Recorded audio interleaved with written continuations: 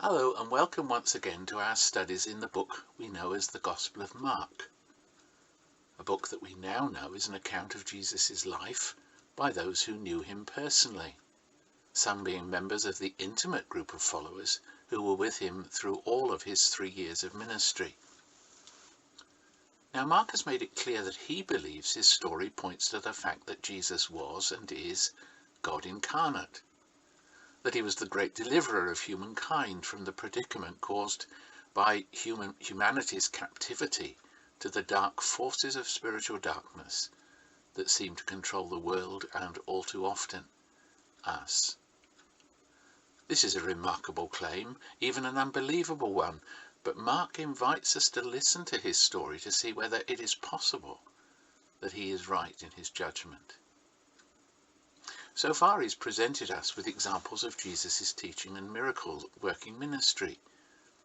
He's also and increasingly focused on the challenge that Jesus brings to each one of us and what might be required of us if we decide to become his followers. As we shall see, this is true in the passage that we're looking at today. And this study will be shorter than some of the others, as I want to concentrate on only 3 verses. But they're very important verses that are crucial to the understanding of both Mark and Jesus' own teaching. So we need some time to investigate them together. Let me read then Mark chapter 9 verses 30 to 32, where Mark says, "They left that place and passed through Galilee. Jesus did not want anyone to know where they were, because he was teaching his disciples. And he said to them, 'The Son of Man is going to be delivered into the hands of men. They will kill him, and after 3 days he will rise.' But they did not understand what he meant, and were afraid to ask him about it." By now Jesus is knowingly on the way to his death, and his 3 years of ministry in the Galilee, which has been described in the previous chapters, is essentially at its end. And time is short. Mark actually uses the present tense. He is being handed over to emphasize this.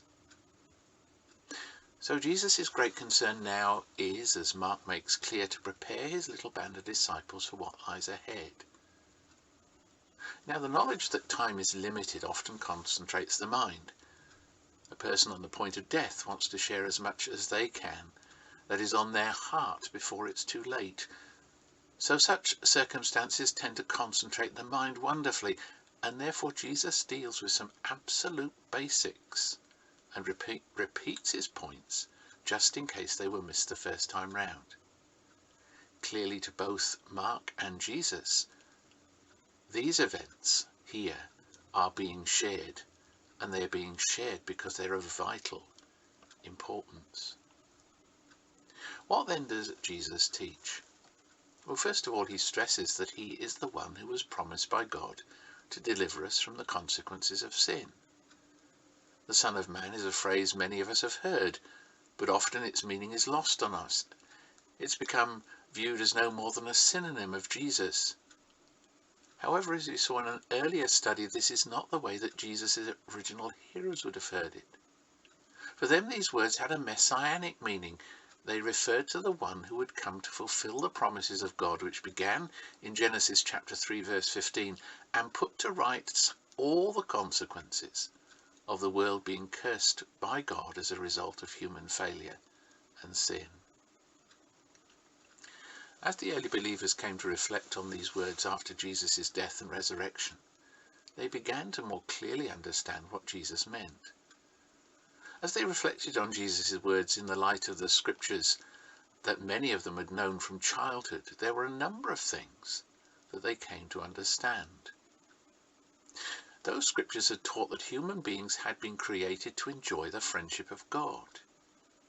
However, humankind had rebelled against their Creator, and in so doing had found themselves servants of sin and death, with their relationship to God severed, indeed subjects of his just anger. However, God had repeatedly promised that he would himself intervene to overturn all the consequences of this rebellion. As the early disciples reflected upon this, especially in the light of Jesus' death and resurrection of which Jesus speaks here, they reached a number of conclusions. Jesus' death, they believed, was the answer to human need.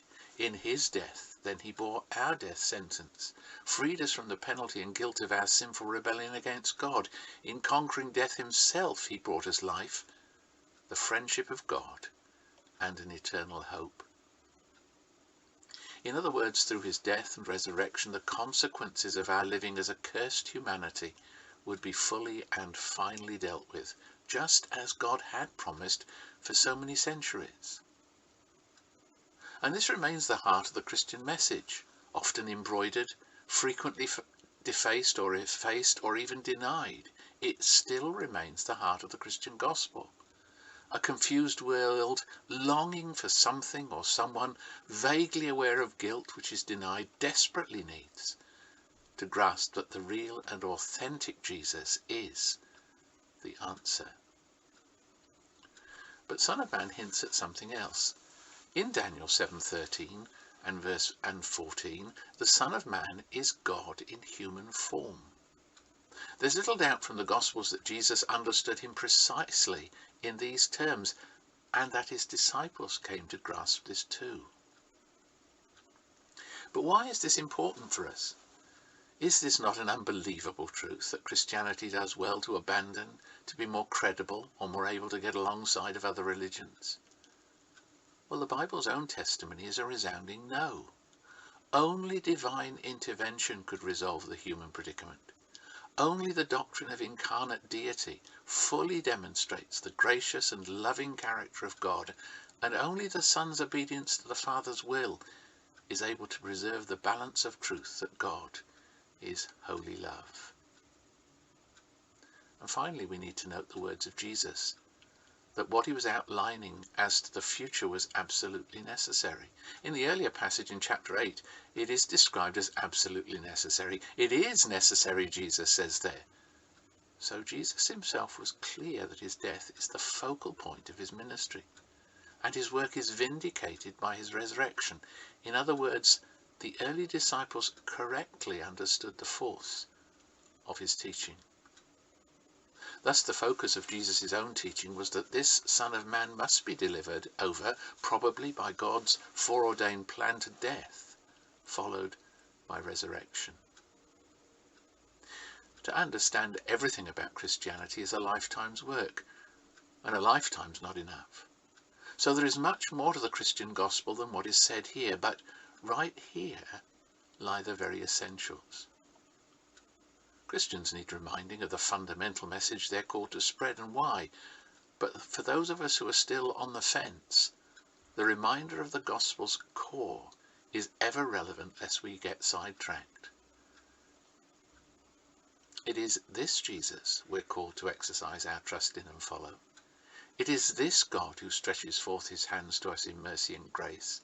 It is this incomparable message that alone brings light and life and hope to a world, yes, to us, lying in darkness, debtors to death, and hopeless and helpless. Surely, at the very least, we should be willing to give this message, this person, with all the supporting evidence that Mark and others provide for us, a chance to persuade us that he is indeed the answer to our deepest longings and needs.